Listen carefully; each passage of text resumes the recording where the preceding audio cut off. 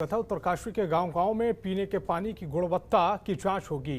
जल संस्थान की ओर से महिला निगरानी समितियों को पानी की गुणवत्ता जांचने के लिए वाटर टेस्टिंग किट दी जा रही है और पानी की जांच कैसे की जाती है उन्हें सिखाया जा रहा है। शुक्रवार को कलेक्ट्रेट कार्यालय में जल संस्थान की ओर से जिलाधिकारी मयूर दीक्षित के सामने पानी की गुणवत्ता की जाँच के संबंध में डेमो दिया गया। जिलाधिकारी ने कहा कि जल जीवन मिशन के तहत हर घर को नल और जल उपलब्ध कराने के लिए ग्रामीणों को शुद्ध जल मुहैया हो, इसके लिए हर गांव में पानी की गुणवत्ता की जांच की जा रही है। जिलाधिकारी ने कहा कि निर्देश दिया है और गांव के स्थलीय निरीक्षण के दौरान गांव में पेयजल लाइन और जल स्रोत से प्राप्त पानी की गुणवत्ता की जांच की जाए।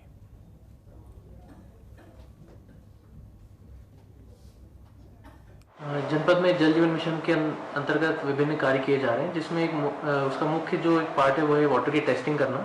उसी क्रम में जल संस्थान जल निगम के द्वारा जो प्राप्त वाटर टेस्टिंग किट्स हैं उनको गांव-गांव जाकर डिस्ट्रीब्यूट किया जा रहा है और वहाँ पर जो महिलाओं की एक समिति बनाकर, निगरानी समिति बनाकर उनको सिखाया जा रहा है कि पानी की टेस्टिंग कैसे की जाए।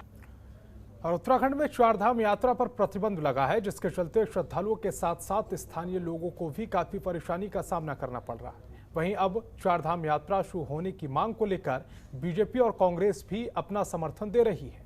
इसी पर एक रिपोर्ट।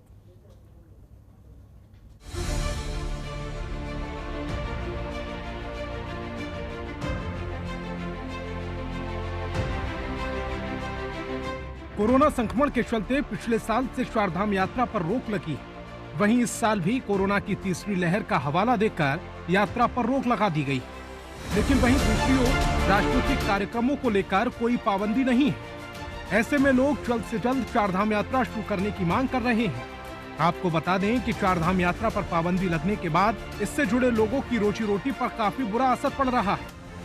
यात्रा की जो रोक की बात है उस पे हाई कोर्ट की भी संस्तुति है, इसलिए चारधाम यात्रा जो है अभी उस पे कोई भी फैसला नहीं हुआ है। लेकिन कांग्रेस बिल्कुल इस पक्ष में है और हमने अपनी प्रेस कॉन्फ्रेंस में भी ये बात कही है कि चारधाम यात्रा शुरू होनी चाहिए, क्योंकि जब भारतीय जनता पार्टी की जन आशीर्वाद यात्रा शुरू हो सकती है और चुनावी रैलियां शुरू हो सकती हैं, तो हमने हमेशा चारधाम यात्रा शुरू होने का पक्ष रखा है।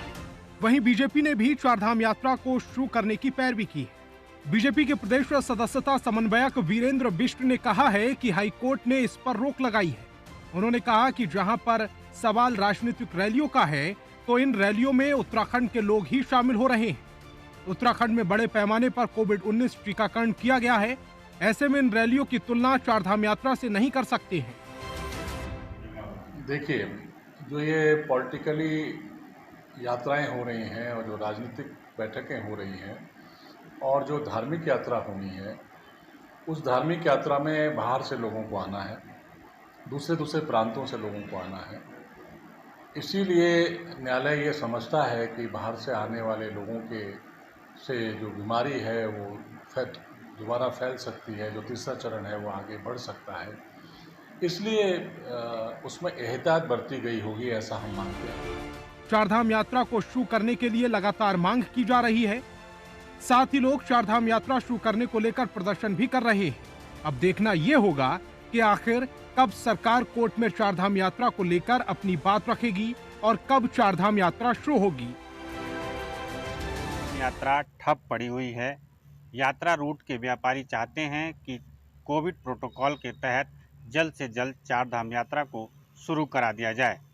अब प्रदेश सरकार को इस विषय में ठोस पहल करने की जरूरत है, ताकि चारधाम यात्रा को व्यवस्थित तरीके से शुरू कराया जाए।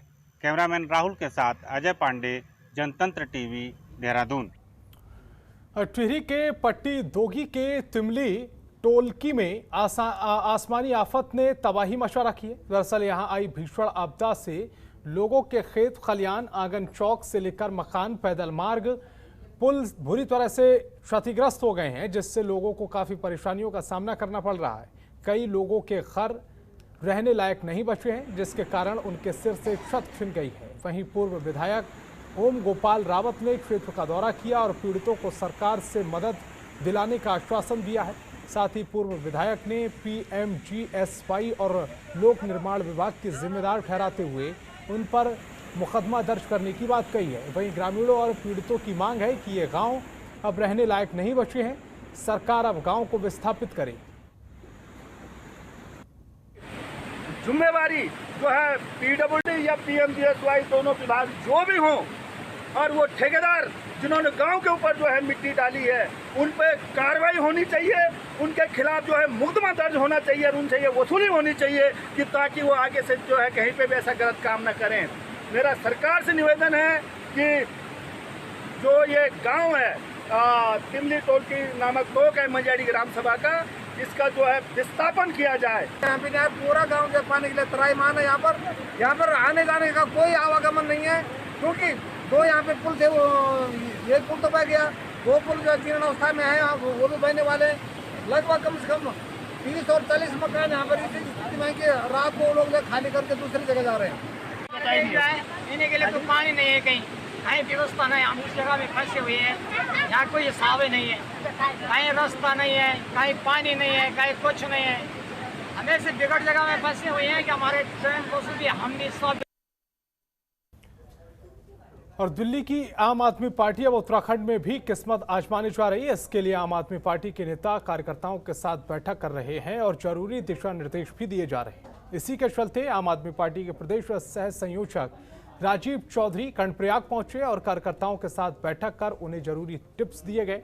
वहीं मीडिया से बातचीत में राजीव चौधरी ने बीजेपी और कांग्रेस पर जमकर निशाना साधा है।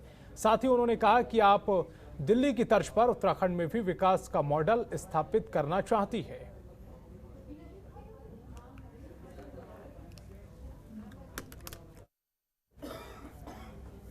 तो इस बुलेटिन में फिलहाल इतना ही। आप देखते रहिए जनतंत्र टीवी। खबरों के निष्पक्ष विश्लेषण के लिए जनतंत्र टीवी के फेसबुक पेज को लाइक, शेयर और कमेंट करना ना भूलें।